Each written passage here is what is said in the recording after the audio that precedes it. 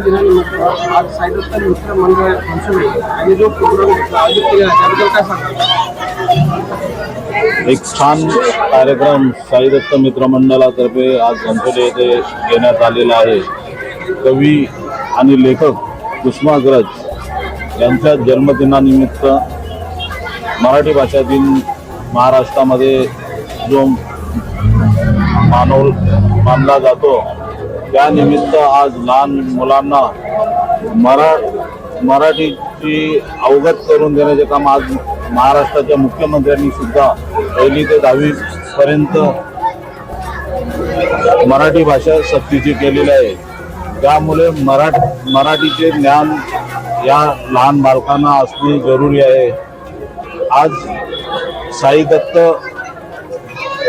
क्रीडा मंडळ आहे हे लहान मुलांपासून ज्येष्ठ महिला यांचा सत्कार आणि सामाजिक कार्यामध्ये यांचा सहभाग असतो।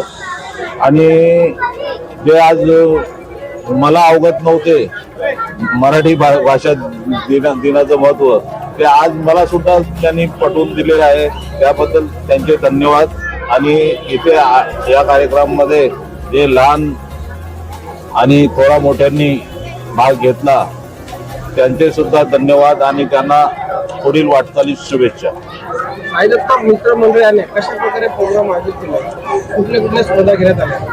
साई दत्त क्रीडा मंडळामध्ये लेखन स्पर्धा, चित्रकला स्पर्धा, नृत्य स्पर्धा, गायन स्पर्धा, वक्तृत्व स्पर्धा अशा अनेक स्पर्धा लहान मुलांच्या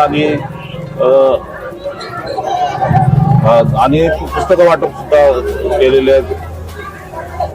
घनसोली वासियांना आणि युवा पिढींना काय संदेश द्याल? मी मराठी, माझी मायबोली मराठी आणि माझा स्वाभिमान मराठी।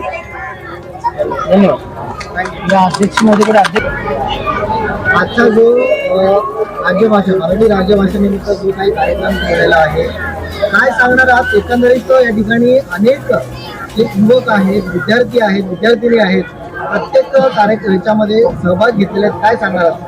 प्रथमतः मी सर्वांचे आभार मानतो जे आपले मान्यवर या कार्यक्रमाशी उपस्थित राहिले। तसेच मी विशेष आभार प्रसन्नता पाटील यांचे मानतो की आमचे लाडके नगरसेवक आहेत, त्यांनी आम्हाला कार्यक्रमास भरपूर मदत केली, सहकार्य त्यांचं लाभलं।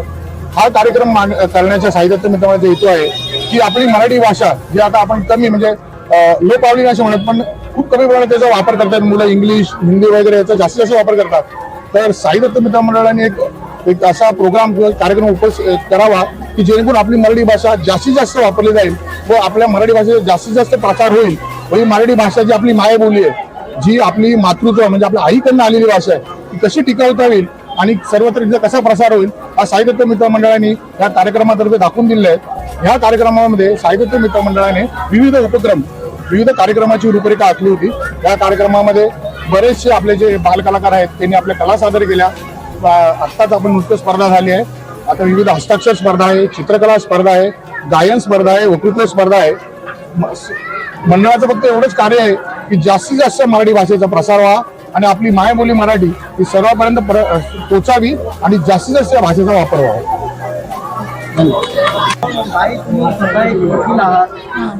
तर तुम्ही जो काही भाषण या ठिकाणी सादरीकरण केलेलं आहे मराठी राज्यभाषेच्या निमित्तानं मत काय सांगा? मराठी भाषेवरती प्रेम करा, जसं आपली आई आहे, आपली आई आपल्यावरती जसं प्रेम करत असते, जसं आपल्यावर संस्कार करत असते, तशीच आपली मराठी भाषेवरती आपण प्रेम केलं, आपण संस्कार केले तर ती मराठी भाषा ही आपल्या ह्याच्यामध्ये आपल्याला प्रेम निर्माण करते, संस्कार निर्माण करत असते।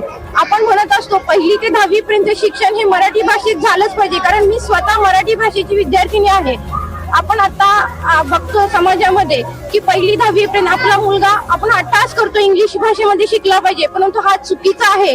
मला या नागरिकांना, घनसोलीच्या नागरिकांना सांगू इच्छित आहे की तुम्ही इंग्लिश भाषेवरती इंग्लिश आलंच पाहिजे, पण ज्यावेळी तुम्ही 1ली ते 10वी पर्यंत मराठी शिकत असता आणि मराठी भाषेतून तुम्ही जे शिक्षण घेता आणि परत परदेशात जाता तेव्हा तुम्ही त्या लँग्वेजच्या इंग्लिश वगैरे लँग्वेज तुम्ही शिकू शकता, परंतु तुम्ही मराठी भाषेतनं शिक्षण घेत असल्यामुळे तुम्ही चांगल्या पदावरती चांगल्या ठिकाणी काम करू शकता।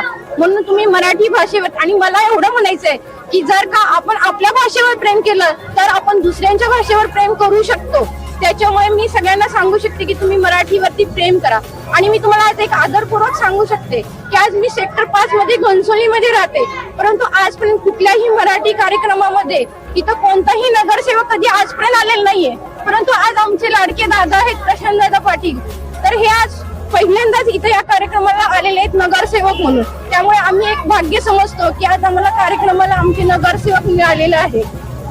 त्यामुळे धन्यवाद.